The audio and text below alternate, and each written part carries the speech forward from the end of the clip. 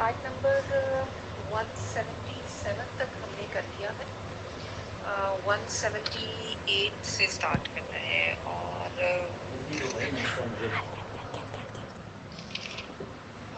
جو ہم نے پچھلا پڑھا تھا اس میں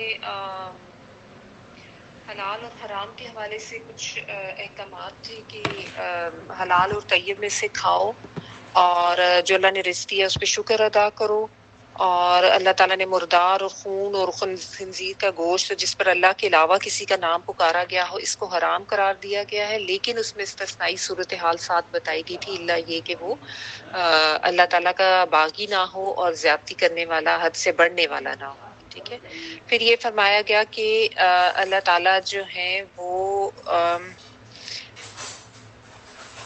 اللہ تعالیٰ نے جو کچھ نازل کیا اس کو جو لوگ چھپاتے ہیں ان کے بارے میں اللہ تعالیٰ نے وعید بتائی کہ ایسے لوگ وہ ہیں جو اپنے پیٹوں میں آگ بھر رہے ہیں، اور اللہ تعالیٰ ان سے قیامت کے دن کلام نہیں کرے گا، نہ ان کو پاک کرے گا، اور ان کے لیے دردناک عذاب کی وعید دی گئی. کیونکہ جس طرح میں نے آپ کو بتایا تھا یہ کام کرتے تھے یہود کے علماء، جو ہے کتابوں کو بھی تبدیل کر دیتے تھے، احکامات کو لوگوں کے مرضی کے فتوے ان سے پیسے لے کے دے دیتے تھے. تو اللہ تعالیٰ نے کہا کہ یہ وہ لوگ ہیں جنہوں نے گمراہی خرید لی ہے بدلے ہدایت کے، اور عذاب خرید لیا بدلے مغفرت کے. تو آگ پہ کیسے صبر کر کے بیٹھے ہیں، اور یہ اس لیے کیونکہ اللہ تعالیٰ نے حق کے ساتھ کتاب کو نازل کیا تھا، لیکن جنہوں نے اختلاف کیا وہ بہت زیادہ ضد میں ہیں. پھر اللہ تعالیٰ نے جو ان کے ایک اختلاف اور ضد چل رہی تھی کہ کعبہ کی تبدیلی کیوں ہوگی، اس کے بارے میں حکم دیا کہ نیکی صرف یہی نہیں ہے کہ مشرق یا مغرب کی طرف رخ کر لیا جائے، ٹھیک ہے وہ بھی اپنے طرح سے ایک نیکی ہے کیونکہ حکم اس کا اللہ کا ہے، لیکن صرف اسی پہ فوکس کر کے بیٹھ جانا ٹھیک نہیں ہے. نیکی کا مفہوم تو بہت زیادہ وسیع ہے کہ ایمان لانا اللہ پر، یوم آخرت پر، فرشتوں پر، کتابوں پر اور نبیوں پر، اور مال خرچ کرنا رشتہ داروں پر، یتیموں پر، مسکینوں پر، مسافروں کو، سوال کرنے والوں کو دینا، گردنیں چھڑانے میں دینا، اور اس کے علاوہ اقامت صلاح اور زکوٰۃ کی ادائیگی، اور وعدوں کو پورا کرنا، اور صبر کرنا. جو بھی صبر کرتے ہیں تنگ دستی میں، تکلیف میں اور جنگ کے وقت، یہی وہ لوگ ہیں جنہوں نے اپنے ایمان کی صداقت کو ثابت کیا، اور یہی وہ لوگ ہیں جو متقی ہیں. یہاں تک ہم نے کافی ڈیٹیل میں اس کو دیکھا تھا. ابھی جو ہے ہم اس سے آگے کنٹینیو کرتے ہیں. آیت نمبر 178 پڑھ رہی ہوں. یا ایھا الذین آمنوا کتب علیکم القصاص فی القتل الحر بالحر والعبد بالعبد والانثى بالانثى فمن عفی له من اخیہ شیء فاتباع بالمعروف واداء الیہ بإحسان ذلک تخفیف من ربکم ورحمہ فمن اعتدى بعد ذلك فله عذاب علیم. اے ایمان والو، تم پر مقتولوں کا قصاص لینا فرض کیا گیا ہے، آزاد کے بدلے آزاد، غلام کے بدلے غلام، عورت کے بدلے عورت. ہاں، جس کسی کو اس کے بھائی کی طرف سے کچھ معافی دے دی جائے اسے بھلائی کا اتباع کرنا چاہیے، اور آسانی کے ساتھ دیت ادا کرنے والے کو آسانی کے ساتھ دیت ادا کرنی چاہیے. تمہارے رب کی طرف سے یہ تخفیف اور رحمت ہے، اس کے بعد بھی جو سرکشی کرے اسے دردناک عذاب ہوگا.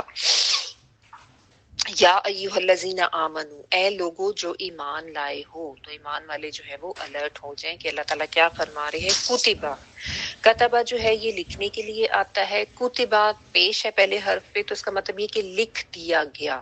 یہ بیسیکلی فرضیت کے معنوں میں ہوتا ہے کہ فرض کر دیا گیا، یعنی this has been written، ایک قانون دے دیا گیا ہے. ٹھیک ہے. علیکم، اوپر تمہارے، علی اور کم سے، القصاص بدلہ لینا. قصاص جو ہے نا یہ قاف صاد سے ہے، جس کا لفظی معنی ہوتا ہے پیچھا کرنا. ٹھیک ہے، کسی کے پیچھے پیچھے اس کے نقشے قدم پہ جانا. جس طرح ہم قصہ سنانا جو ہے نا، قصہ اس کا بھی یہی روٹ ورڈ ہوتا ہے نا، قاف صاد. تو جس کا قصہ بیان کیا جاتا ہے اس کو فالو کیا جاتا ہے، اس کے پیچھے پیچھے جایا جاتا ہے. تو اس سے یہ ہے ورڈ، روٹ وہی ہے قصے والا، قاف صاد. تو مطلب اس کا ہوتا ہے یعنی بدلہ یا مماثلت کے معنوں میں ہے. جیسا میں نے آپ کو بتایا نا کسی کے پیچھے جانا، تو شرعی اصطلاح میں قتل کرنے اور زخم لگانے کی وہ سزا جس میں مماثلت اور مساوات کا خیال رکھا جاتا ہے. ٹھیک ہے. قتل کرنے اور زخم لگانے کی وہ سزا جس میں مماثلت اور مساوات کا خیال رکھا جاتا ہے، یعنی وہ سزا جس میں مجرم کے ساتھ وہی معاملہ کیا جائے جو اس نے کسی دوسرے کے ساتھ کیا جائے، تو برابری کا بدلہ اس معنی میں۔ تو علیکم تم پر القصاص قصاص یا بدلہ لینا فی القتلى مقتولوں کے بارے میں، القتلہ جو ہے مقتول کے معنی میں آ رہی ہے، یعنی مقتول کا بدلہ لینا ضروری ہے، جس کو ہم قصاص کہتے ہیں۔ الحر بالحر، حر جو ہے ہا را را، حریت کا ورڈ آپ سنتے ہیں، حریت پسند آزادی کے معنوں میں ہے، تو آزاد بالحری بدلے آزاد کی، یہاں پہ باز عربی جو ہے بدلے کے معنوں میں، والعبد یہاں پہ عبد جو ہے وہ غلام کے معنوں میں ہے، اور غلام بالعبدی بدلے غلام کے، باز عربی بدلے کے معنوں میں، والانثى اور عورت، مونس کہتے ہیں نا ہم اردو میں، تو یہی روٹ ورڈ ہے الف نون سے، اور عورت بدلے عورت کے بالانثى، فمن تو جو کوئی عفیا معاف کر دیا گیا، عفو کا ہوتا ہے نا عین فے واو، معاف کر دینا، مٹا دینا، لہو لیے اس کے، من اخی ہی اس کے بھائی کی طرف سے، اخی کہتے ہیں بھائی کو، ٹھیک ہے، الف خے واو اس کا روٹ ورڈ ہے اخوت کے ورڈ سے، شیئن کچھ بھی، فاتباع پس پیروی کرنا ہے، اتباع کرنا ہوتا ہے نا، روٹ ورڈ تا با اور عین، فاتباع تو پیروی کرنا ہے، بالمعروفی ساتھ معروف کے یا ساتھ بھلے طریقے، یعنی بھلے طریقے کے ساتھ، یعنی اچھے طریقے کے ساتھ پیروی کرنا ہے، وَأَدَاءٌ إِلَيْهِ اور ادا کرنا ہے، الف دال یہ الیہ طرف اس کے، یعنی جو مقتول کے ورثاء ہیں وہ مراد ہے اس میں، کیونکہ ان کو دیا جاتے ہیں نا پیسے، بے احسان ساتھ احسان کی، ٹھیک ہے، ذالک یہ، تخفیف، تخفیف کا مطلب ہوتا ہے کمی کر دینا، تو یا آسانی کے معنوں میں ہے یہاں پہ، ٹھیک ہے، خافافا، تو یہ جو حکم کو ہلکا کیا گیا، خفیف ہلکے کے معنوں میں آتے ہیں نا، تو یہ جو آسانی دی گئی ہے، من ربکم تمہارے رب کی طرف سے، ورحمہ اور رحمت ہے، یہ تمہارے رب کی طرف سے آسانی ہے اور رحمت ہے، فمن اعتدی، ف تو من جو، اعتدا زیادتی کرے گا، یہ ادو والا ہی اس کا روٹ ورڈ ہے، عین دال اور واو، کہ جو یعنی زیادتی کرے گا، بعد ذالکا اس کے بعد، فَلَهُ تو لیے اس کے عذاب عذاب ہے، علیم علم سے ہے، دردناک، تو اس کے لیے دردناک عذاب۔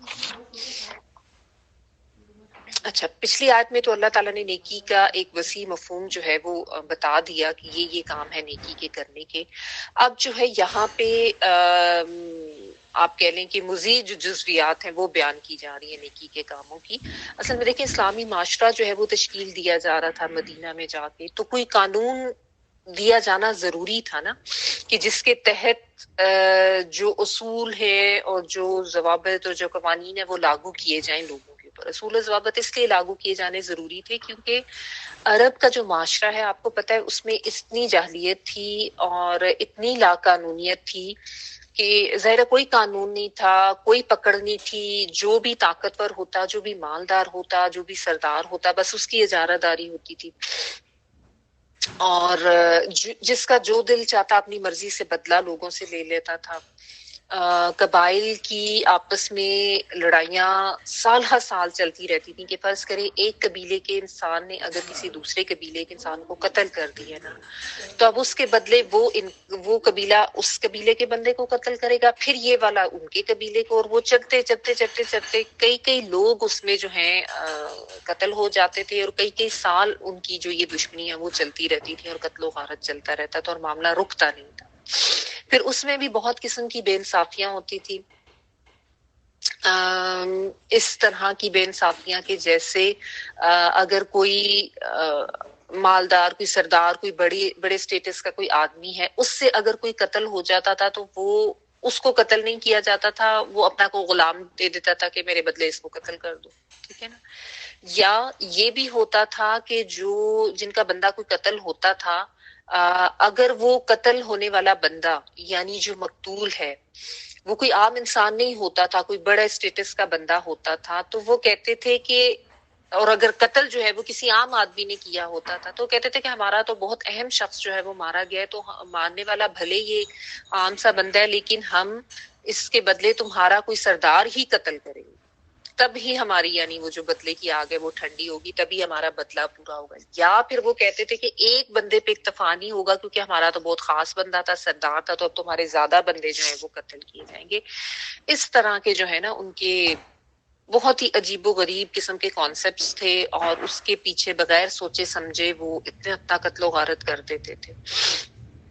تو اسلام جب آیا تو اللہ تعالیٰ نے پھر ایک قانون دے دیا تاکہ اس طرح کی ناانصافی جو ہے اس کی روک تھام، ٹھیک ہے۔ تو اللہ تعالیٰ نے ایمان والوں کو کہہ کے پہلے یہاں پہ خطاب کیا ہے کہ تمہارے اوپر یہ قصاص جو ہے، کسی کا اگر قتل ہو جاتا ہے تو یہ فرض کر دیا گیا ہے، ٹھیک ہے، یعنی یہ لازم کر دیا گیا کہ اب اگر کسی نے قتل کیا ہے نا تو اس کو ایسے چھوڑا نہیں جائے گا، یعنی یہ نہیں ہوگا کہ کسی نے ظلم کر لیا، کسی نے زیادتی کر لی اور اس کو جو ہے پھر اب بچایا جا رہا ہے۔ اس لیے جو ہے نا علیکم کی بات کہی گئی ہے کہ تم پر، یعنی سب کو کہا جا رہا ہے۔ حالانکہ معاملہ تو اس قاتل و مقتول اور ان کے ورثاء تک ہی ہونا چاہیے، لیکن اللہ تعالیٰ کم کہہ کے جو ہے نا تمام ایمان والے جو ہیں ان کے اوپر یہ ذمہ داری ایک طرح سے ڈال رہے ہیں۔ بیسیکلی تو جو اسلامی حکومت ہے اس کی یہ ذمہ داری ڈالی جا رہی ہے نا، لیکن حکم جو ہے وہ سب کو سنایا جا رہا ہے کہ سب اس چیز کا دھیان رکھیں کہ اگر کسی نے یہ ظلم کیا ہے تو اس قاتل کو پناہ نہیں دینی ہے، اس کا ساتھ نہیں دینا ہے، اس کو چھپانے کی کوشش نہیں کرنی ہے، بلکہ بدلہ لیا جانا چاہیے، مقتول کا ساتھ دیا جانا چاہیے جس کو ناحق قتل کیا گیا ہے، کیونکہ انسانی جان کی بہت اہمیت ہے ہمارے دین میں۔ جس طرح میں نے آپ کو بتایا نا کہ اسلام آنے سے پہلے تو وہاں پہ معاملہ بہت ہی بگڑا ہوا تھا، کوئی اہمیت نہیں تھی، کوئی انسانی جان کی قدر نہیں تھی، اور اپنے اپنے قانون انہوں نے بنائے ہوئے تھے۔ تو اللہ تعالیٰ یہ کہہ رہے ہیں کہ تم اللہ تعالیٰ کی طرف سے یہ قانون دیا گیا ہے کہ جس نے قتل کیا ہے اس کو اب قصاص میں، یعنی اس بدلے میں، اس بدلے کی سزا کے طور پر اس شخص کو قتل کیا جائے گا۔ دوبارہ میں آپ کو بتا دوں کہ اس کا لفظی معنی جو ہے وہ ہوتا ہے کہ کسی کے پیچھے جانا، قوف صاد صاد جو میں نے آپ کو بتایا، کسی کے نقش قدم پر چلنا، اس کے پیچھے پیچھے جانا۔ شرعی اصطلاح میں قتل کرنے اور زخم لگانے کی وہ سزا جس میں مماثلت اور مساوات کا خیال رکھا جائے، یعنی وہ سزا جس میں مجرم کے ساتھ وہی معاملہ کیا جائے جو اس نے کسی دوسرے کے ساتھ کیا۔ آگے مزید ڈیٹیلز آپ پڑھیں گے سورۃ المائدہ میں بھی کہ آنکھ کے بدلے آنکھ اور کان کے بدلے کان اور جان کے بدلے جان۔ تو یہی اسلام کا اصول ہے، جس نے جتنا جس کو جو نقصان دی ہے وہی اس کا بدلہ۔ پھر یہاں پہ مزید ڈیٹیل جو اللہ تعالیٰ بتا رہے، الحر بالحر والعبد بالعبد والانثى بالانثى، کہ آزاد کے بدلے آزاد اور غلام کے بدلے غلام۔ اب بظاہر دیکھنے میں ایسے مطلب لگ رہا ہے کہ اگر کسی ایک آزاد نے قتل کیا ہے تو کوئی آزاد ہی اس کے بدلے قتل ہوگا، یا کسی نے غلام نے قتل کیا ہے تو کوئی ایک غلام ہی اس کے بدلے قتل ہوگا، کسی عورت نے قتل کیا ہے تو عورت ہی اس کے بدلے قتل ہوگی، کیونکہ اس زمانے میں یہ بھی ہوتا تھا نا کہ اگر عورت کا قتل ہوا ہے تو وہ کہتے تھے اس کے بدلے جو ہے اس کا کوئی مطلب کسی مرد کو قتل کر دیتے تھے، یا غلام نے قتل کیا ہے تو اس کے بدلے جو ہے وہ جو اس کا جو مالک ہے اب اس کو قتل، مطلب مالک نے اگر اپنے غلام کو قتل کر دیا تب وہ کہتے تھے کہ نہیں اس کو تو قتل نہیں کرنا۔ تو اللہ تعالیٰ نے یہ ناانصافی جو ہے اس کو ختم کیا کہ جس عورت نے قتل کیا وہی عورت قتل ہوگی، جس مرد نے قتل کیا وہی مرد قتل ہوگا، یعنی دوسری طرف تم نہیں جاؤ گی، ایک کا گناہ جو ہے وہ دوسرے پہ تو نہیں ڈالا جاتا۔ کتنی ناانصافی کی بات ہے۔ اگر کسی غلام نے قتل کیا تو وہی غلام قتل ہوگا، اگر کسی آزاد بندے نے قتل کیا بھلے وہ آزاد ہے وہی بندہ قتل ہوگا۔ اس کی مزید ڈیٹیل جو ہے وہ آگے جیسا میں نے آپ کو بتایا نا سورۃ المائدہ میں آپ پڑھیں گے کہ جس جان نے قتل کیا ہے وہی جان جو ہے وہ قتل کی جائے گی۔ کوئی اس میں جو ہے وہ امارت، کسی کا پیسہ ہونا، مالدار ہونا، کسی کے پاس سرداری ہونا یا کسی کا غلام ہونا، یہ چیز میٹر ہی نہیں کرتی۔ میٹر صرف یہ کرتا ہے کہ جس نے جو گناہ کیا ہے اسی کو اس کی سزا ملے گی۔ یہ بہت زیادہ ناانصافی کی بات تھی جو یہ لوگ کرتے تھے۔ ٹھیک ہے. دوسرا اللہ تعالیٰ نے پھر یہ بھی اس چیز کی بھی روک تھام کی کہ ایک قتل ہوتا تھا اور اس کے بعد پھر کئی لوگوں کو قتل کر دیا جاتا تھا. تو وہ بھی اللہ تعالیٰ نے بتا دیا کہ نہیں، جس نے قتل کیا ہے بس وہی اس کے بدلے کے ساتھ میں قتل کیا جائے گا، تاکہ اس چیز کی، اس معاملے کی جو سال ہر سال اس طرح کی ناانصافیاں اور بدلے ان کے چلتے رہتے تھے اس کو روکا جا سکے، اور ایک یہ جو اتنی ناانصافی یہ لوگ کرتے تھے اس کو ختم کر کے ایک انصاف والا، عدل و انصاف کے ساتھ ایک قانون جو ہے وہ دیا جائے اسلامی معاشرے میں. ٹھیک ہے. اچھا، لیکن آپ کو پتہ ہے کہ ساتھ، جس طرح ابھی آپ نے جو پچھلے ہفتے جو حرام کھانے کے حوالے سے جو آیات پڑھی تھی، اس میں بھی اللہ تعالیٰ نے استثنائی صورتحال بتائی تھی کہ تھوڑی سی گنجائش ہے کہ اگر کوئی جان پہ بن آئے یا اس طرح کی سچویشن ہو تو اس میں اللہ تعالیٰ نے گنجائش دی ہے، لیکن کراہت کے ساتھ اور حرام سمجھتے ہوئے کھانا. تو یہاں پہ بھی اللہ تعالیٰ نے گنجائش بھی دی ہے، یعنی لازم نہیں کیا ایک طرح سے، یعنی قانون تو دے دیے، لیکن ساتھ اللہ تعالیٰ نے ایک راستہ بھی کھلا چھوڑا ہے. وہ کیا ہے؟ فمن عفی لہ من اخیہ شیء فاتباع بالمعروف، کہ اب اگر مقتول کے ورثاء جو ہیں، یعنی جن کا بندہ قتل ہوا ہے، اس کے جو وارث ہیں، وہ ان کی مرضی اور ان کی ڈسکریشن پہ ہے، اگر وہ چاہیں معافی دینا اپنے بھائی کو. یہاں پہ آپ دیکھیں اخی ہی کہا گیا ہے، قاتل کو. یہ اخی، قاتل کی بات ہو رہی ہے، یعنی قاتل جو ہے اس کے لیے اخی کا ورڈ یوز کر کے جو ہے ایک تھوڑے سے نرمی کے جذبات جو ہے وہ بتائے گئے ہیں، کہ یعنی وہ تمہارا اسلامی بھائی، ظاہر ویسے تو بھائی نہیں ہے، ایک طرح سے احساس یہ دلایا جا رہا ہے. تو یعنی آپ دیکھ لیں کہ اسلام نے قتل کے معاملے میں بھی گنجائش دی گئی، کیونکہ مختلف سچویشنز ہو سکتی ہیں نا کسی بھی طرح کی. تو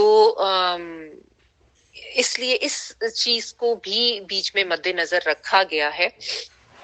اور پھر اس کے بارے میں حدیث بھی ملتی ہے کہ جو شخص ظلم کو معاف کر دیتا ہے، اللہ تعالیٰ اس کے بدلے اس کی عزت بڑھا دیتے ہیں. ٹھیک ہے نا. تو یہ یعنی اللہ تعالیٰ نے اختیار دیا ہے. ایک حدیث کا بھی مفہوم جو کہ بخاری اور مسلم کی متفق علیہ حدیث ہے کہ جس کا قتل ہو جائے اس کو دو چیزوں میں سے اختیار ہے، یا تو جائز اللہ تعالیٰ نے رکھی ہے، لیکن یہ بالکل جو مقتول کے ورثاء ہیں ان کی مرضی پر ہوگا، کوئی ان کے ساتھ زور زبردستی نہیں کی جائے گی اور کوئی ان کو ڈرایا دھمکایا نہیں جائے گا. ان کی مرضی کے پہ ہے، ان کی ڈسکشن پہ، اگر وہ چاہیں تو وہ دیت لے لیں اور اس کی جان جو ہے وہ اس کو چھوڑ دی. اور دیت جو ہے وہ کتنی ہوتی ہے؟ وہ عموماً اس کے بارے میں یہ ہے کہ 100 اونٹوں کے برابر. اب 100 اونٹ اس زمانے میں تو ٹھیک ہے، لیکن آج کل تو ظاہر ہے وہ کوئی اونٹوں کی ضرورت تو کسی کو نہیں ہوتی، تو اس کی مالیت کے برابر جو ہے وہ دیت کی ادائیگی کی جائے گی. اچھا، تو اللہ تعالیٰ کہہ رہے ہیں کہ اگر معافی دے دی ہے تو پھر اس میں معروف کے ساتھ پیروی کرنی ہے.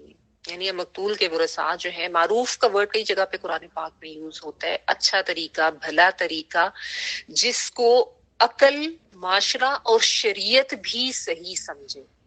یعنی عقلاً بھی وہ صحیح لگے، معاشرے میں عموماً لوگ جو ہے اس کو اچھا اور بھلا جانتے ہوں اس طریقے کو، اور شرعی لحاظ سے بھی ٹھیک ہو، کیونکہ بعض جگہ پہ عقل تو انسان کی اس کو اچھا ہی سمجھ رہی ہوتی ہے لیکن وہ شرعی لحاظ سے جائز نہیں ہوتا، تو اس کے لیے معروف کا ورڈ آتا ہے. ٹھیک ہے. تو اچھے طریقے سے اس چیز کو بھی فالو کرنا ہے مقتول کے ورثاء نے. اب اس سے کیا مراد ہے؟ اس سے مراد یہ ہے کہ یعنی جو مطالبہ کیا جا رہا ہے دیت کا، وہ بھی اچھے طریقے سے ادا کیا جائے گا. ٹھیک ہے، اچھے طریقے سے طلب کیا جائے گا، اور آگے جو ادا کرنے والا ہے وہ بھی احسان کا طریقہ ہی اپنائے گا. یعنی آگے ہے نا اداؤن الیہ بھی احسان، کے اس کو بھی اچھے طریقے سے احسان کے ساتھ اس کو ادا کیا جانا ہے مقتول کے ورثاء، کیونکہ دیت جو ظاہر ہے مقتول کے ورثاء کو دی جاتی ہے نا.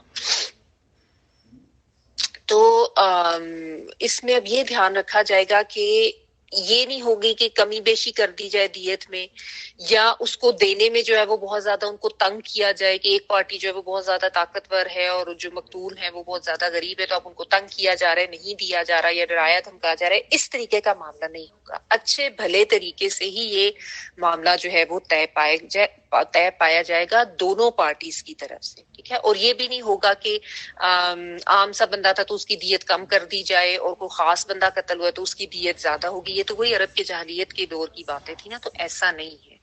ہر جان جو ہے وہ اپنی جگہ پہ اتنی ہی اہمیت رکھتی ہے، چاہے اس کا مالی سٹیٹس کچھ بھی تھا دنیا کے لحاظ سے. تو اس قسم کی جو ہے وہ ناانصافی نہیں کی جائے گی، ٹھیک ہے.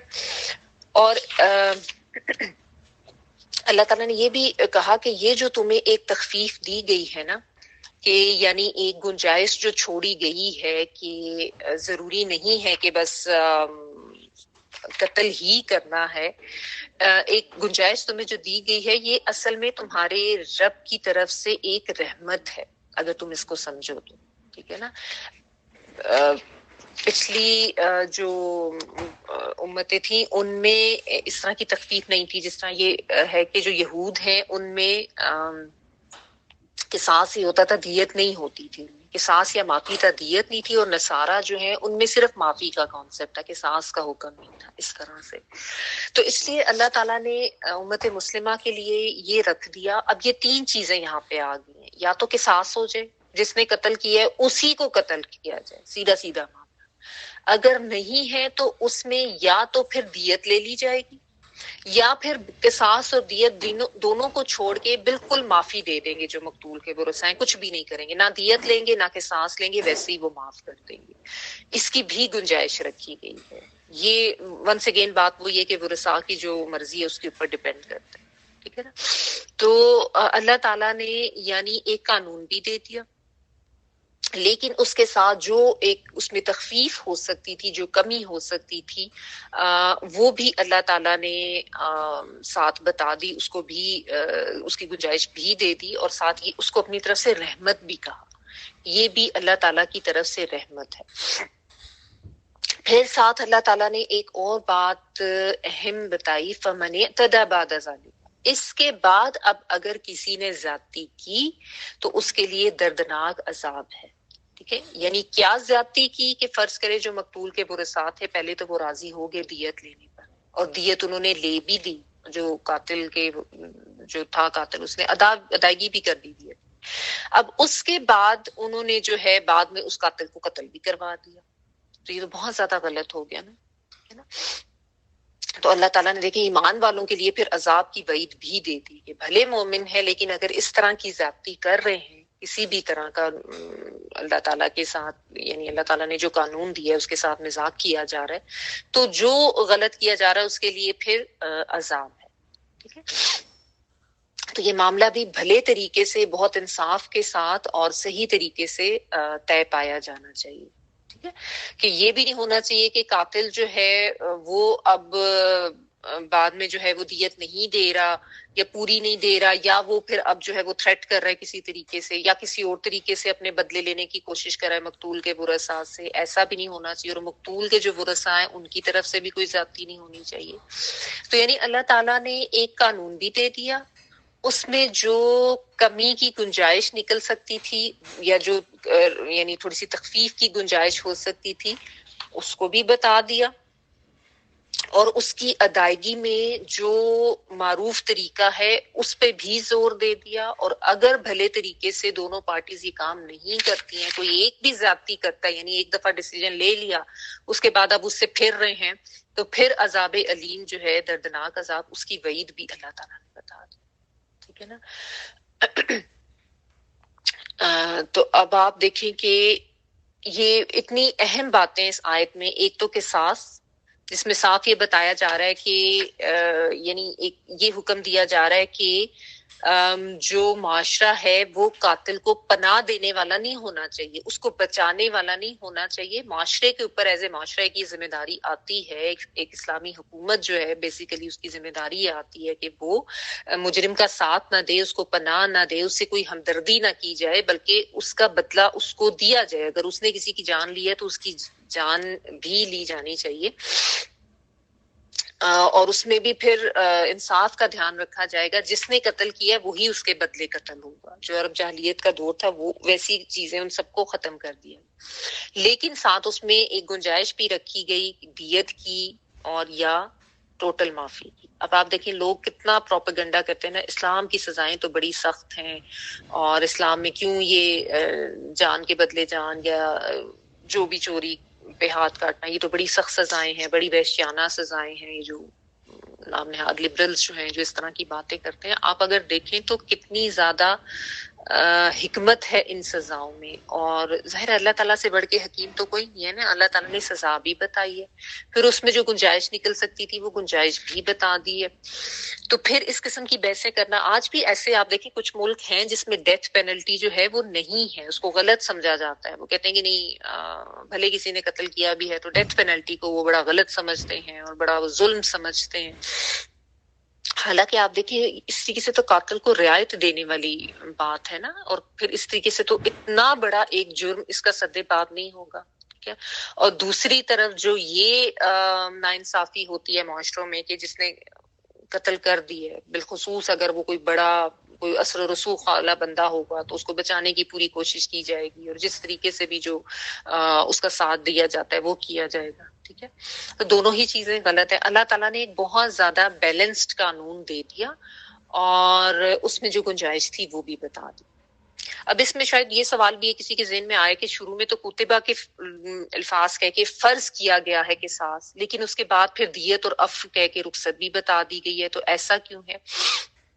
وہی بات ہے جس طرح پہلے اللہ تعالیٰ نے مردار یا خنزیر کھانے کی صورت میں تھوڑی استثنائی صورتحال بھی بتائی ہے، کیونکہ ظاہر انسانی زندگی میں مختلف قسم کے حالات ہو سکتے ہیں. تو اصل میں یہ اسلامی حکومت کو تلقین ہے کہ اگر کوئی قتل ہوا ہے تو اس پر پھر یہ قانون لاگو کیا جائے گا، لیکن صورتحال مختلف قسم کی ہو سکتی ہے نا. کوئی بھی سچویشن ہو سکتی ہے. بعض دفعہ جو وہ ساں ہیں وہ نا انٹرسٹڈ ہوں قصاص میں، یا وہ نہیں لینے جا رہے.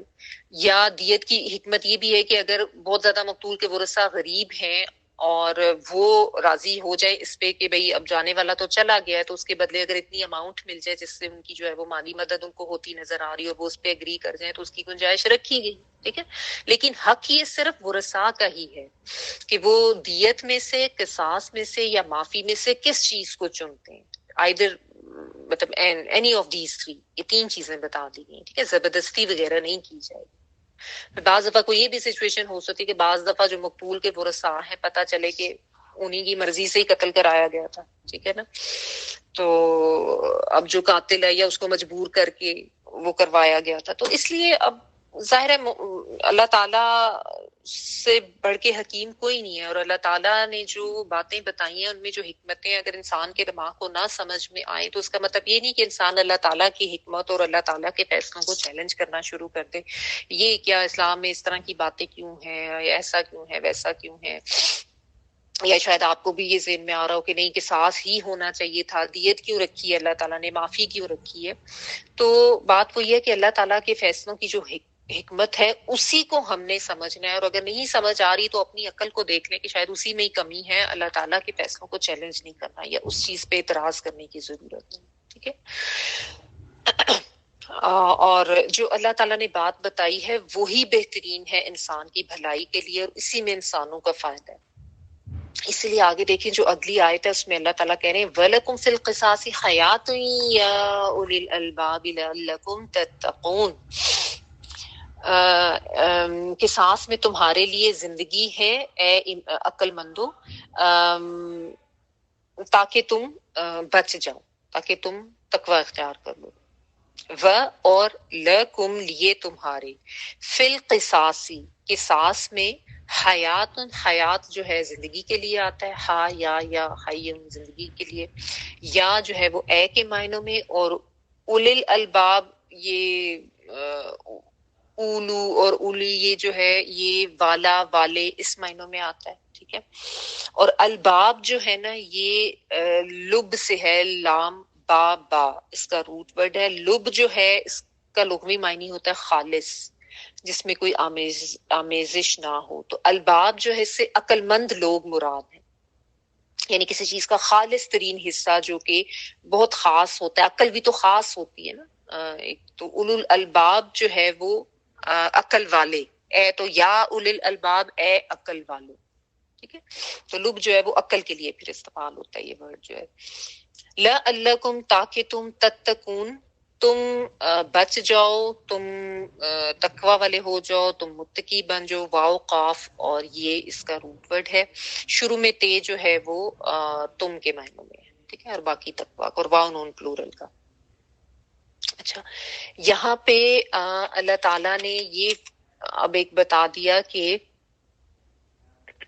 تمہارے لیے قصاص میں زندگی ہے تاکہ تم بچ جاؤ. اچھا، ایک چیز اور بھی بتا دوں کہ ایک قتل عمد ہوتا ہے اور ایک قتل خطا ہوتا ہے، کہ میں بھول نہ جاؤں.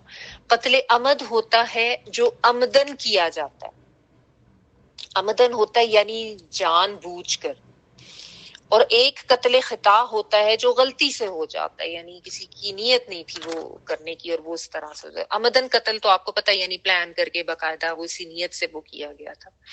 تو جو قتل خطا ہے اس میں پھر وہ قصاص نہیں ہوگا، اس میں پھر دیت یا معافی کا ہی معاملہ ہوگا. فرض کریں کسی سے روڈ پہ ایکسیڈنٹ ہو گیا، ٹھیک ہے نا. اب ایکسیڈنٹ کرنے کی اس کی کوئی نیت تو نہیں تھی، لیکن اگلا بندہ جو اگلی گاڑی میں وہ مر گیا، تو اس میں پھر وہ نہیں ہوگا کہ اب اس کو بھی قتل ہی لازمی کیا جائے گا جو دوسری گاڑی کا ڈرائیور تھا، کیونکہ یہ بائی مسٹیک ہوا ہے نا. تو اس میں پھر یہی ہے کہ یا تو دیت کا معاملہ ہوگا اور یا جو ہے وہ معافی دے دی جائے گی، ٹھیک ہے.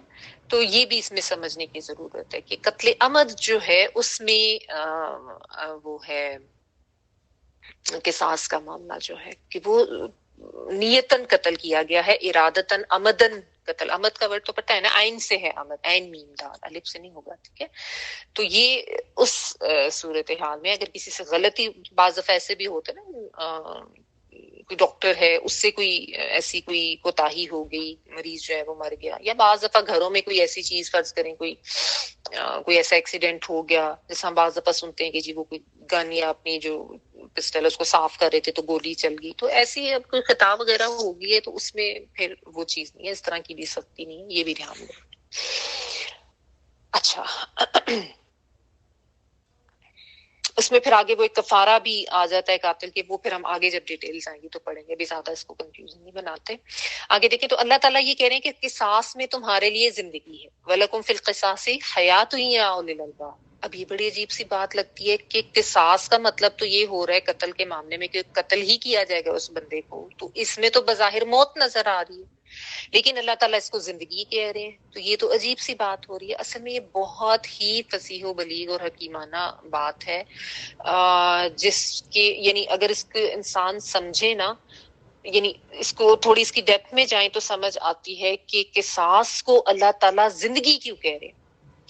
کہ اس سے اصل میں قتل کرنے کی حوصلہ شکنی جو ہوتی ہے نا، اس کی وجہ سے اس کو زندگی کہا جا رہا ہے. کہ یہ جب خوف ہوگا نا قاتل کو کسی دوسرے کو کہ پہ یہ سزا لاگو ہوتے دیکھ کے کہ فلاں نے قتل کیا تھا اور اس کے بدلے اس کو قتل کر دیا گیا ہے، تو اب وہ ڈرے گا کہ میں نے بھی اگر کسی کو قتل کیا تو بدلے میں مجھے بھی قتل کیا جائے. یعنی سزا کا ڈیٹرنس جو ہے نا، ایک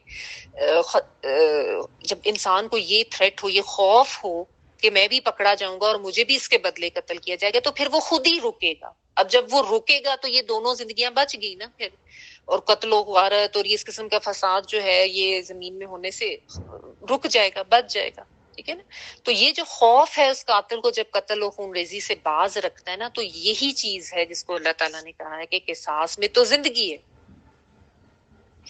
لیکن یا اولی الالباب، اے عقل والو، یعنی اگر تم عقل مند ہوگے تو اس حکم کی جو حکمت ہے اس کو تم سمجھو گے.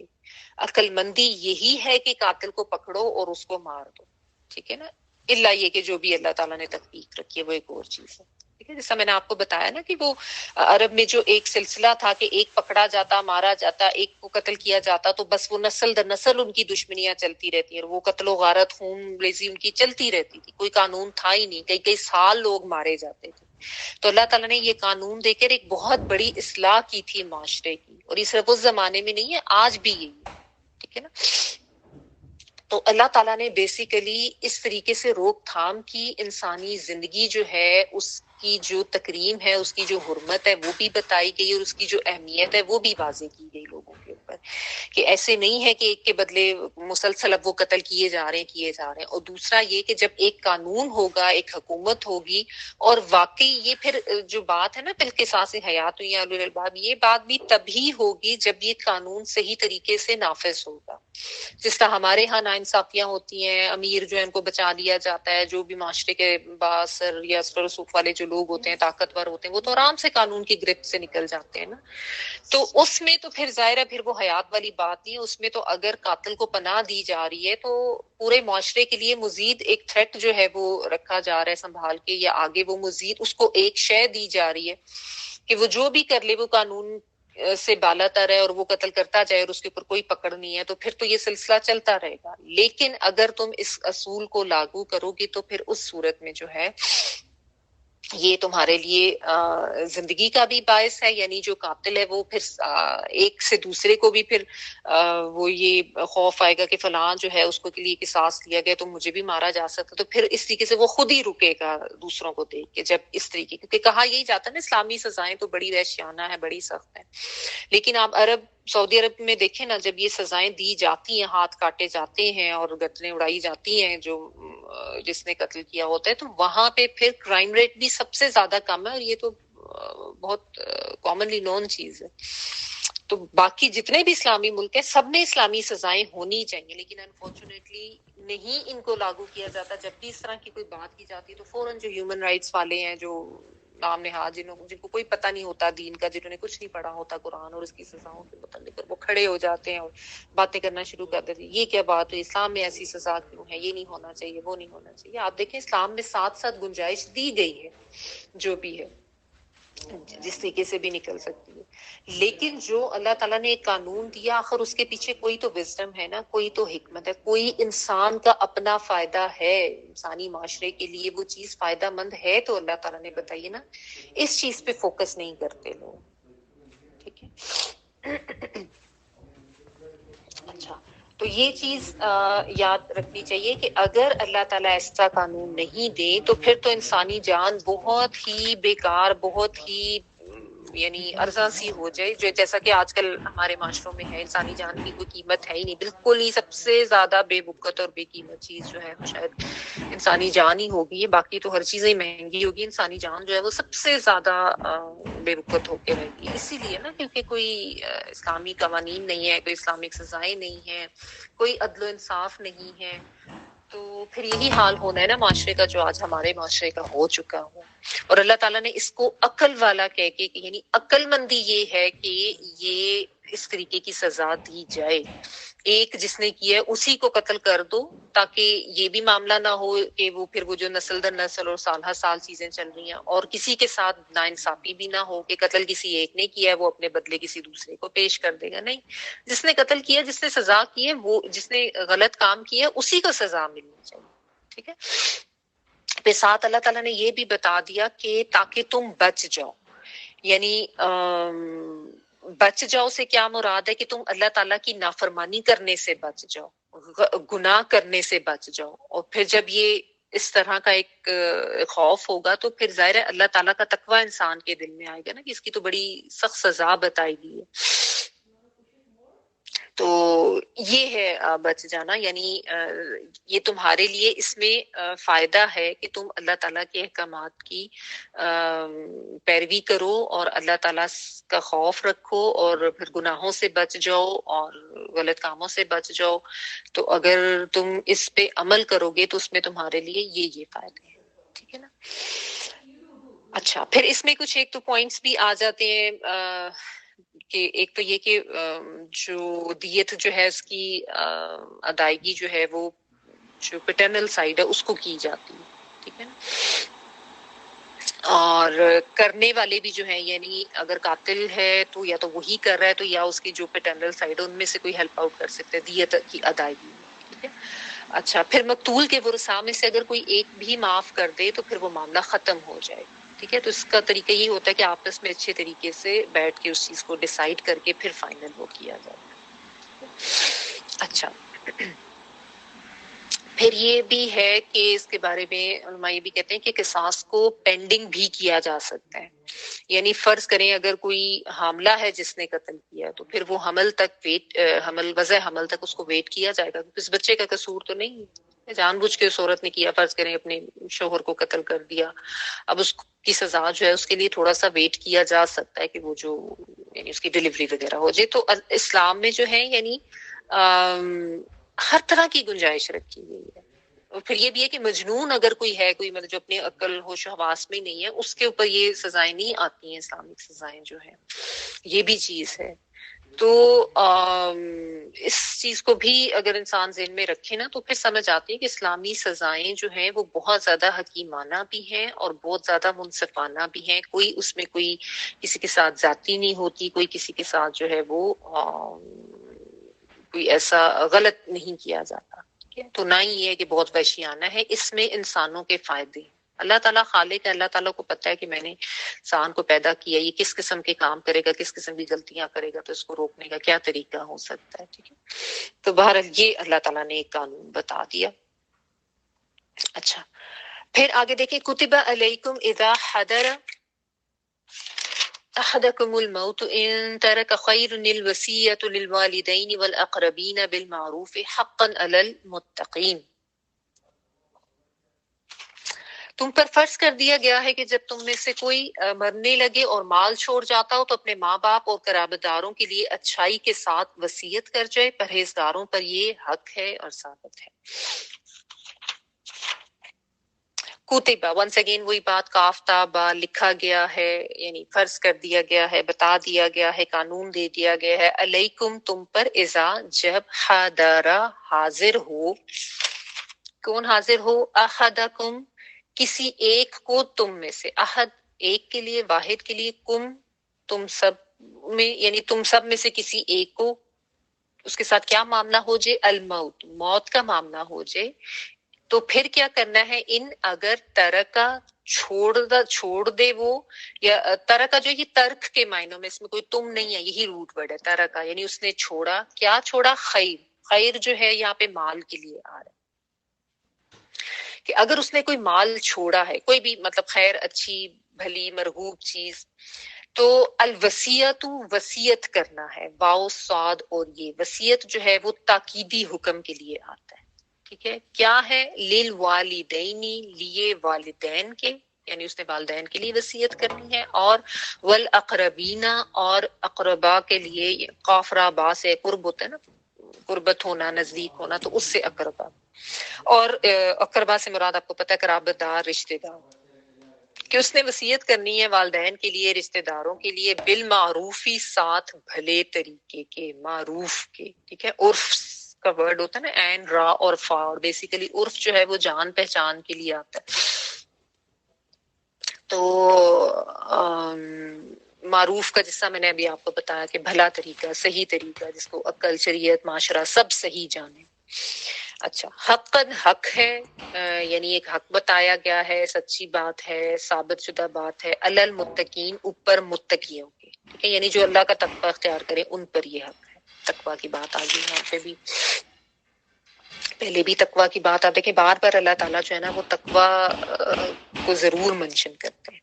اچھا، اب یہاں پہ اللہ تعالیٰ یہ کہہ رہے ہیں کہ جب تم میں سے کسی کو موت آنے والی ہو گئی ہے، ڈیتھ بیڈ پہ کوئی ہو گیا، بستر مرگ پر، تو اور اس نے کوئی مال جو ہے وہ چھوڑ کے جا رہا ہے، تو وہ وصیت کرے گا والدین کے لیے یا رشتہ داروں کے لیے اچھے طریقے سے. اور جو بھی متقی ہے یہ ان کے اوپر حق ہے. یہ آیت جو ہے بالکل شروع کے احکامات میں سے ہے جو کہ دیے گئے تھے کہ اگر کوئی مرنے والا ہے تو وہ کیا کر کے جائے.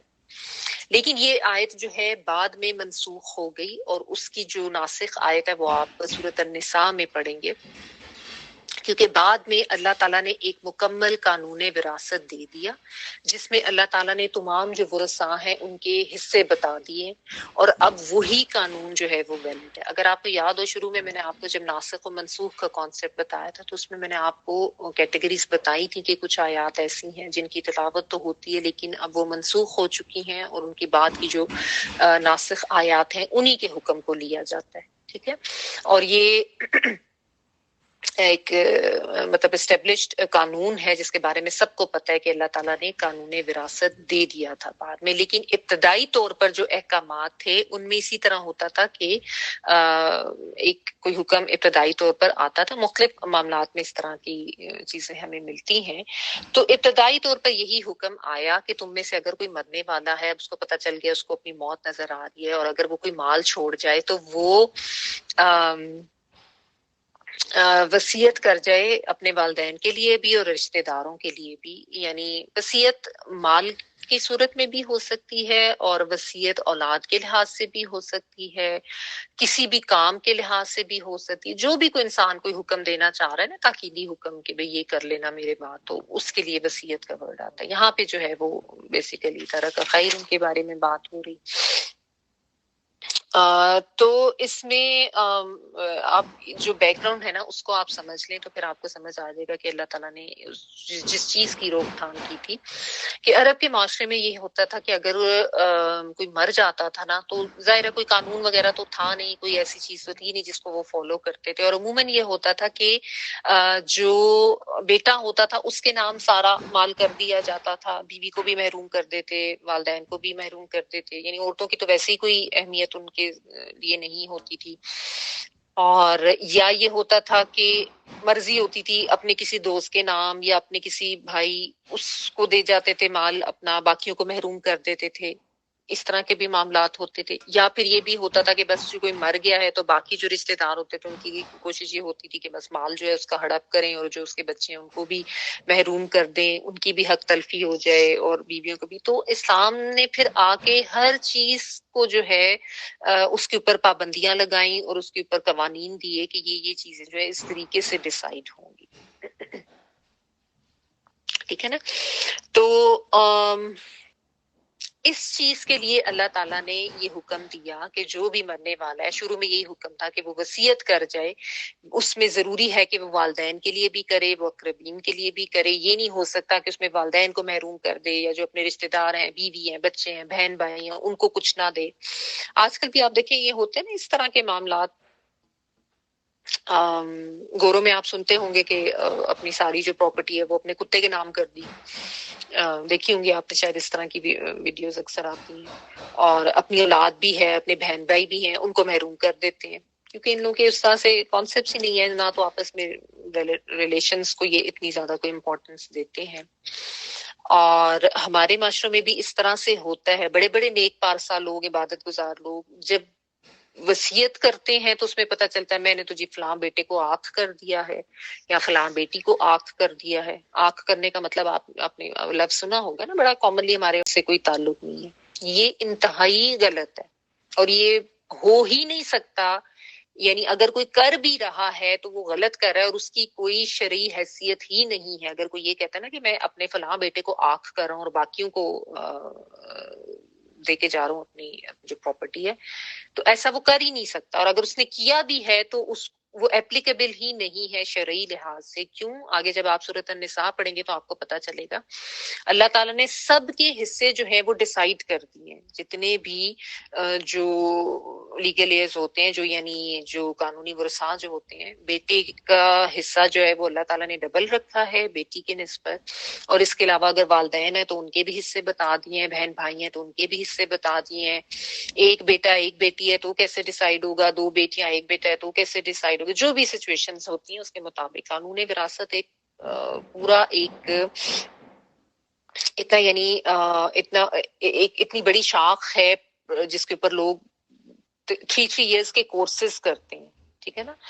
تو اور پھر اس کی کوئی مختلف سچویشنز ہو سکتی ہے نا، کہ کہیں پہ ایک ریلیٹیو ہے تو دوسرا نہیں ہے، کہیں پہ والدین ہیں اور بچے کی ڈیتھ ہو جاتی ہے، یا کہیں پہ وائس ورسا، تو مختلف طریقے ہوتے ہیں، تو اس میں پھر کافی یہ ڈیٹیل طلب جو ہے یہ معاملہ ہے۔ اچھا، تو بہرحال اللہ تعالیٰ نے یہ بتایا اور یہ بھی کہا کہ حق ہے متقیوں پر، لیکن بعد میں جو ہے یہ چیز ختم ہوگی، اور اللہ تعالیٰ نے خود ہی سارے جو ہیں وہ حصے مقرر کر دیے، تو اس لیے پھر نبی صلی اللہ علیہ وسلم نے بتا دیا کہ اب جو بھی ورثاء ہیں، یعنی جو لیگل ایئرز ہیں، جو وارث ہیں، ان کے لیے اب مرنے والا کوئی وصیت نہیں کر سکتا، صرف 1/3 کی گنجائش دی گئی ہے، اپنے مال میں سے اگر کوئی وصیت کر سکتا ہے، اس چیز کو سمجھ لیں، اپنے مال میں سے انسان صرف 1/3 مال کی وصیت کر سکتا ہے، اور وہ وصیت بھی وہ ورثاء کے حق میں نہیں کرے گا، وہ کہیں اور دینا چاہے تو وہ وصیت کر سکتا ہے، اور اگر اس نے وہ وصیت نہیں کی ہے تو جو اللہ تعالیٰ نے حصے بتائے ہیں اس طریقے سے وہ ڈیوائڈ ہو جائیں گے۔ کیوں؟ کیونکہ یہ نبی صلی اللہ علیہ وآلہ وسلم کی بہت کلیئر حدیث ہے کہ کسی وارث کے لیے وصیت نہیں کی جا سکتی۔ ان اللہ قد آتى كل ذی حق حقہ فلا وصیۃ لوارث، یہ حدیث کے الفاظ ہیں کہ اللہ تعالیٰ نے ہر حق والے کو اس کا حق بتا دیا، یعنی سورۃ النساء میں کمپلیٹ ڈیٹیل بتا دیا، اب وارث کے لیے کوئی وصیت نہیں کر سکتا۔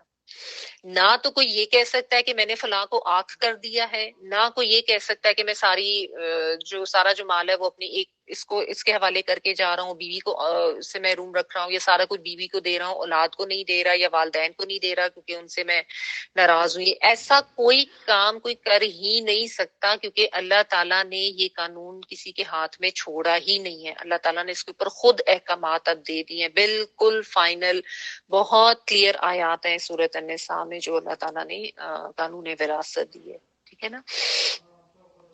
تو اگر کسی نے وصیت کرنی ہے تو وہ اپنی پراپرٹی کے صرف 1/3 حصے کی وصیت کر سکتا ہے، وہ 1/3 بھی کافی ہوتا ہے، لائک اگر کوئی اپنے جو لیگل ایئرز ہیں ان کے علاوہ وہ کر سکتا ہے، کوئی چیریٹی کرنا چاہ رہا ہے، کچھ کر رہا ہے، باقی سارے کی نہیں کر سکتا، محروم نہیں کر سکتا وہ، ٹھیک ہے نا۔ اور وہ 1/3 بھی جو ہے پھر وہ ورثاء کو نہیں وہ کر سکتا، وہ پھر اس نے کہیں اور دینے غیر وارث کے لیے وہ کر سکتا ہے جو وصیت ہے، ٹھیک ہے۔ تو وصیت کیا ہے؟ تاکیدی حکم لغوی معنی اور شرعی اصطلاح میں وہ احکامات یا ہدایات جو مرنے والا اپنے پیچھے رہ جانے والوں کو کر جاتا ہے، جو کہ اس کی موت کے بعد کی جاتی ہیں، خواہ وہ مال کے لیے ہوں یا اولاد کے لیے، ٹھیک ہے۔ اور جیسا میں نے آپ کو بتایا کہ پہلے یہ ابتدائی حکم آیا جس میں اللہ تعالیٰ نے کہا کہ مرنے والا اس طریقے سے کر جائے، لیکن اس کے بعد آہستہ آہستہ مزید جب اسٹیبلش ہوتا گیا اسلامی معاشرہ اور دین کے مزید احکامات بتائے گئے، تو پھر فائنل احکامات جو ہیں وہ آگے جا کے اللہ تعالیٰ نے خود ہی بتا دیے، ٹھیک ہے۔ فمن بدلہ بعد ما سمعه فإنما اسمه على الذين يبدلون إن الله سميع عليم۔ اب جو شخص اسے سننے کے بعد بدل دے اس کا گناہ بدلنے والے پر ہوگا، واقعی اللہ تعالیٰ سننے والا اور جاننے والا ہے۔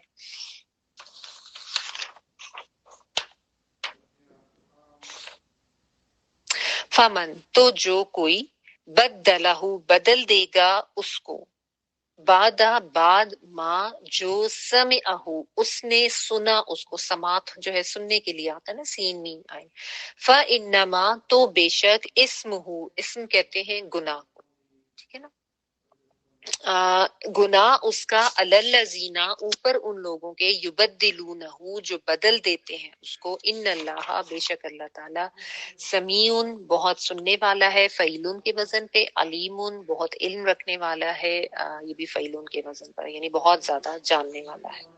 اچھا، یہاں پہ اب اللہ تعالیٰ نے یہ بھی ایک اس چیز کی بھی روک تھام کر دی کہ یہ نہ ہو کہ مرنے والے نے کوئی وصیت کی، اب اس کے پاس لکھنے کا بھی وقت نہیں تھا، اور اس وقت کچھ ایک دو لوگ ادھر موجود تھے، باقی سارے اس کے اپنے کوئی قریبی رشتے دار نہیں تھے یا کوئی اور جاننے والے نہیں تھے، اور اس نے جو بھی پاس بیٹھا ہوا تھا، فرض کریں کوئی ایکسیڈنٹ ہو گیا کسی کا، اس کے پاس اس نے جاتے جاتے کوئی بات کہہ دی، یا کوئی ایسے ٹائم تھا اس کا مریض تھا، جو بھی تھا، بہرحال سننے والے نے سن تو لی اس کی وصیت، لیکن بعد میں جو ہے اس نے اس میں تبدیلی کر دی، اس کی اپنی نیت میں فطور آ گیا، اس نے اپنا نام بیچ میں لکھوا لیا، اپنے لیے حصے کر دیے، جیسے ہمارے یہاں ہوتا ہے نا کہ جی یہ تو کچھ اولاد میں اگر کوئی باہر ہوتا ہے جب وہ آتے ہیں تو ان کو بتایا جاتا ہے جی یہ تو سارا کچھ ہم نے رکھ لیا، یہ تو ہمارے نام ہے، دیکھو باپ نے یہ کہہ دیا تھا جاتے ہوئے، باپ نے حالانکہ سب کے لیے کہا، اس نے خود ہی تبدیلی کر لی، یا اس طرح کے جو بھی ہمارے یہاں تو لکھی وصیت جو ہے اس کو بھی لوگ تبدیل کر لیتے ہیں، تو کسی کام کے بارے میں بھی ہو سکتی ہے، کسی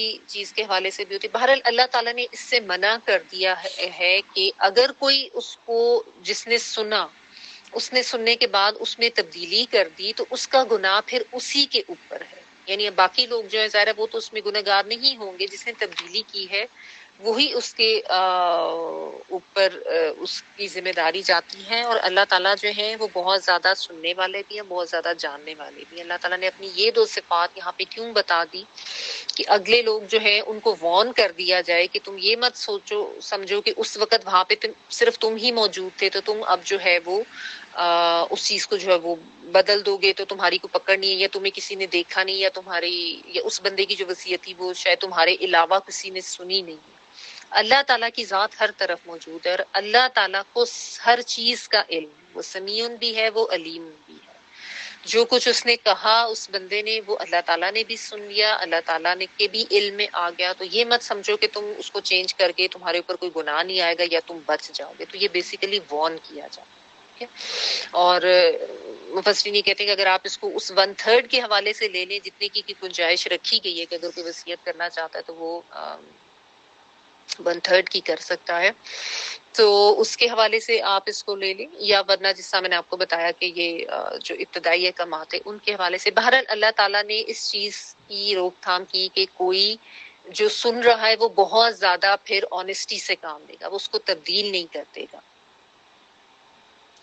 ہاں، کیا صورتحال کی کیا استثنائی صورتحال ہو سکتی ہے یا کیا گنجائش نکل سکتی ہے وہ بھی اللہ تعالیٰ نے بتایا. آپ دیکھیں ساتھ جہاں جہاں اللہ تعالیٰ احکامات دیتے ہیں نا، جو اس میں تخفیف ہو سکتی ہے یا جو اس میں کوئی گنجائش نکل سکتی ہے اللہ تعالیٰ وہ بھی بتا دیتے ہیں تاکہ کوئی کسی کو کنفیوژن بھی نہ رہے، کسی پہ کوئی گناہ بھی نہ آئے. یعنی ہمارا دین تو ایک بہت زیادہ بیلنس دین ہے نا، اور بہت زیادہ یعنی سب کا خیال رکھ کے بات کی جاتی ہے.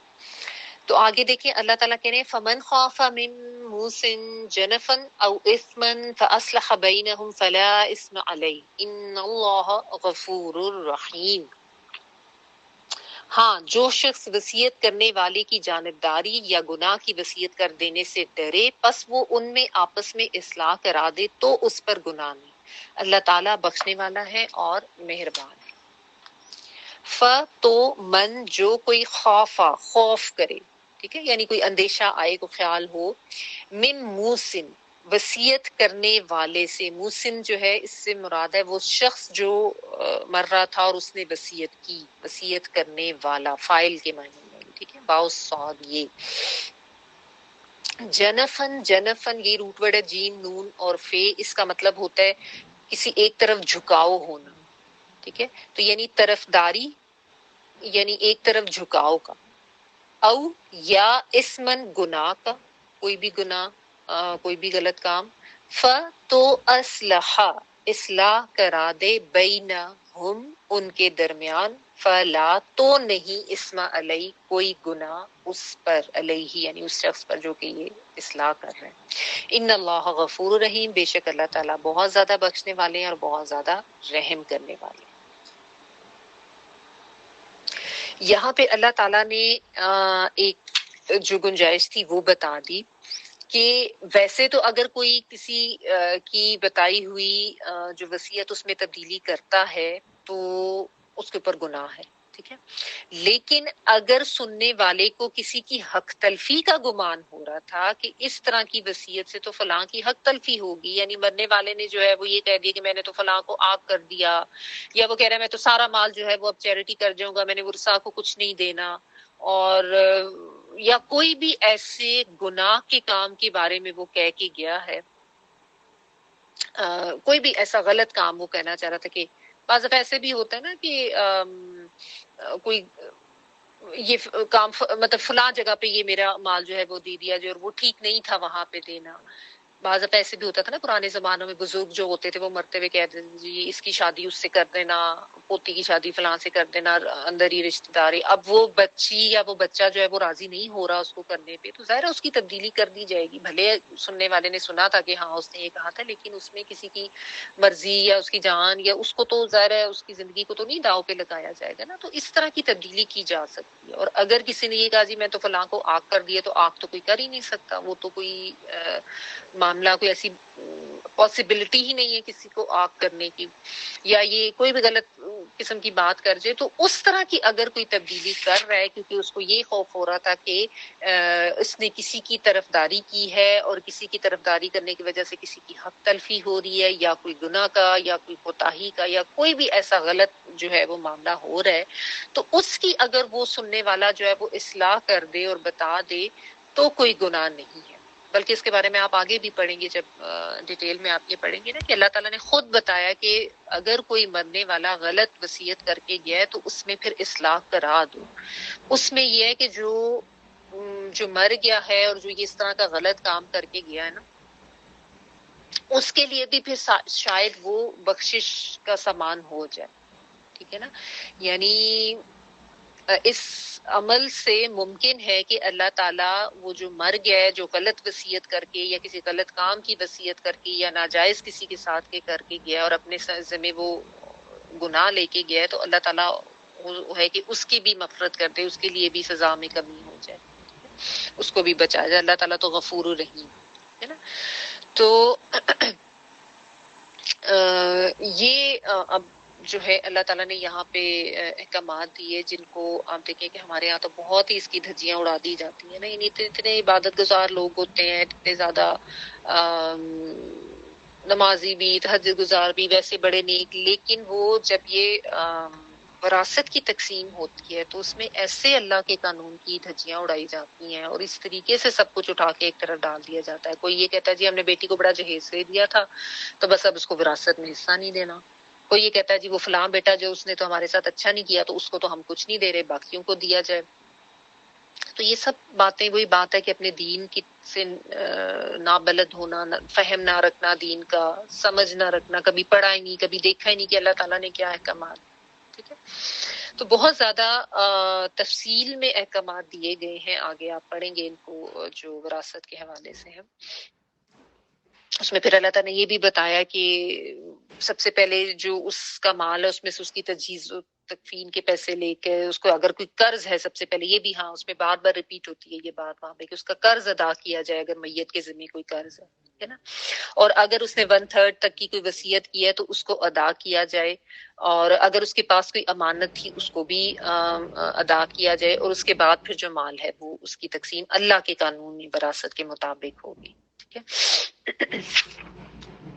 تو یہ چیزیں جو ہیں اللہ تعالیٰ نے بہت ڈیٹیل میں ہمارے دین میں بتا دی گئی ہیں، اور اس میں جو جو گنجائش نکلتی ہے وہ بھی اللہ تعالیٰ نے بتا دی ہے، جو تخفیف ہو سکتی ہے وہ بھی اللہ تعالیٰ نے بتا دی ہے، ٹھیک ہے۔ کیونکہ جیسا میں نے آپ کو بتایا کہ اب ایک معاشرہ جو ہے تشکیل پا رہا تھا اسلامی، اس میں یہ ضروری تھا کہ صحیح اسلامی بنیادوں پر تشکیل ہوتی، صحیح طریقے سے قوانین دیے جاتے، اسلامی اور شرعی جو قوانین ہیں، جو ظلم و ستم ہے، اگر کوئی گناہ کر رہا ہے، کوئی قتل کر رہا ہے تو اس کی بھی روک تھام ہو سکے، اور مال جو ہے اس کی بھی اہمیت ہے، یعنی انسانی جان کی بھی اہمیت ہے اور انسان کے پاس جو مال ہے اس کی بھی اہمیت ہے، کسی کو بھی ضائع کرنا جو ہے وہ اس کی اجازت نہیں ہے، جو مرنے والا ہے اس کا جو مال ہے، بلکہ یہ ضروری ہے کہ وہ اپنے ورثاء کے لیے کچھ چھوڑ کے مرے۔ یہ نہیں ہو سکتا کہ اپنی زندگی میں کوئی اپنی ساری پراپرٹی جو بس میں تو چیریٹی کرتی ہے، یہ بھی نہیں وہ کوئی کسی کو کرنا چاہیے، اپنے اولاد کے لیے کچھ چھوڑ کے جانا چاہیے ان کے لیے۔ اور یہ بھی نہیں کہ اگر کوئی مر گیا ہے تو اب اس میں باقی بہن بھائیوں میں سے کسی ایک نے سب کچھ لے لیا اور باقیوں کو جو ہے وہ محروم کر دیا، یا ماں یہ کہے کہ سارا کچھ میرا ہے، میں نے بچوں کو کچھ نہیں دینا، یا کوئی بہن بھائی قابض ہو جائیں یا کوئی رشتہ دار۔ ہمارے یہاں تو یہ ساری صورتحال نظر آتی ہیں، حالانکہ اسلام نے جو ہے بہت زیادہ انصاف سے یہ چیزیں کر دی ہیں۔ ہمارے یہاں لوگ اس پہ بھی اعتراض کرتے ہیں کہ اچھا ٹھیک ہے قانون وراثت تو ہے، لیکن یہ کیا بات ہوئی کہ جی مرد کا حصہ جو ہے وہ 2 ہوگا اور بہن کا حصہ جو ہے وہ 1 ہوگا۔ اس کی بھی اپنی حکمت ہے کہ مردوں کے اوپر جو ہے وہ اللہ تعالیٰ نے ذمہ داری ڈالی ہوتی ہے، ان کی فیملی کی، ان کی بیوی کی، ان کے بچوں کی، تو انہوں نے ارن کرنا ہوتا ہے، ان کو اللہ تعالیٰ نے قوام بنایا ہے، ٹھیک ہے۔ تو یہ اس طرح کے چیزیں ہیں، لیکن ہمارے انفارچونیٹلی اس کے اوپر اعتراضات کیے جاتے ہیں۔ اگلی جو آیات ہیں وہ روزے کے حوالے سے انشاءاللہ تعالیٰ اس کو ہم کل کریں گے۔ ہاں شوال کا مہینہ ہے، میں نے شاید میسج بھی شیئر کیا تھا گروپ میں کہ اس میں کہ جو شوال کے 6 روزے ہیں ان کی اہمیت کے حوالے سے کہ کوشش کریں جو رکھ سکتا ہے، کیونکہ نبی صلی اللہ علیہ وسلم نے کہا کہ جس نے رمضان کے روزے رکھے اور پھر آگے 6 روزے شوال کے رکھے تو اس کو دہر کے روزوں کا، دہر جو ہے نا بیسیکلی جو حدیث میں ورڈ آتا ہے یہ لمبی مدت یا لمبے عرصے کے لیے آتا ہے. تو بعض کہتے ہیں کہ پورے سال کے روزے، یا بعض کہتے ہیں کہ بس ایک لمبی مدت کے روزوں کا اس کو ثواب ملے گا. تو کوشش کریں اگر رکھ سکتے ہیں تو رکھیں، اور اس میں یہ ضروری نہیں ہے کہ ایٹ اے اسٹریچ ہی رکھنے ہیں، آپ گیپ دے کے بھی رکھ سکتے ہیں. ٹھیک ہے، یہ چیز میں بتانا چاہ رہی تھی. چلیں تلاوت لگ سکتی ہے جی. ہمارا جی دعا میں نے آپ کو کہا تھا ایک کروانے کے لیے. او ہاں جی ہاں جی جی جی جی جی ایک سیکنڈ پلیز، میں بھول گئی. اسمارا کی ریلیٹیو ہیں سسرال میں، ان کے بیٹے کے سرجری اسٹنٹ ڈلے ہارٹ میں، از ویری ینگ. پہلے بھی ہم نے ایک دفعہ دعا کرائی تھی، آئی تھنک سال 2 سال پہلے بھی اسٹنٹ ڈلا تھا، لیکن پھر پرابلم ہوگی. بہت ینگ سا لڑکا ہے تو اس کا بھی دوبارہ اسٹنٹ ڈلا ہے. ظاہر ہے گھر والے بہت زیادہ پریشان ہیں. نام بتا دو بس اس کا. روحان نام. روحان نام ہے، ہاں جی. تو دعا کریں کہ اللہ تعالیٰ صحت دے دے، اور اللہ تعالیٰ خیریت رکھے اور اب کامیاب ہو جائے اسٹنٹ انشاءاللہ تعالیٰ. اور جو ہماری ساتھی ہیں عظما، ان کے ہسبینڈ کے لیے بھی دعا کریں. الحمدللہ سرجری ان کی ہو گئی ہے، اور بس اب پوسٹ سرجری جو تھوڑی ہوتی ہیں چیزیں، باڈی ایکس وغیرہ بہت سیویئر ہے عمران بھائی کو، تو ان کے لیے بھی ہم سب مل کے دعا کرتے ہیں کہ اللہ تعالیٰ ان کو بھی شفا دے، صحت دے، بالکل ٹھیک کر دے. ٹھیک ہے جی. تلاوت سن لیتے ہیں، اس کے بعد ہم دعا کریں گے، اور دعا میں آپ نے ان دونوں کو یاد رکھنا. ٹھیک ہے جی. جی تلاوت لگا دیں. أيها الذين آمنوا كتب عليكم القصاص في القتلى الحر بالحر والعبد بالعبد والأنثى بالأنثى فمن عفي له من أخيه شيء فاتباع بالمعروف وأداء إليه بإحسان ذلك تخفيف من ربكم ورحمة فمن اعتدى بعد ذلك فله عذاب أليم ولكم في القصاص حياة يا أولي الألباب لعلكم تتقون كتب عليكم إذا حضر أحدكم الموت إن ترك خيرا الوصية للوالدين والأقربين بالمعروف حقا على المتقين فمن بدله بعدما سمعه فإنما إثمه على الذين يبدلونه إن الله سميع عليم فمن خاف من موص جنفا أو إثما فأصلح بينهم فلا إثم عليه إن الله غفور رحيم سبحانك اللهم وبحمدك نشهد ان لا اله الا انت نستغفرك ونتوب اليك سبحان ربك رب العزة عما يصفون وسلام على المرسلين والحمد لله رب العالمين.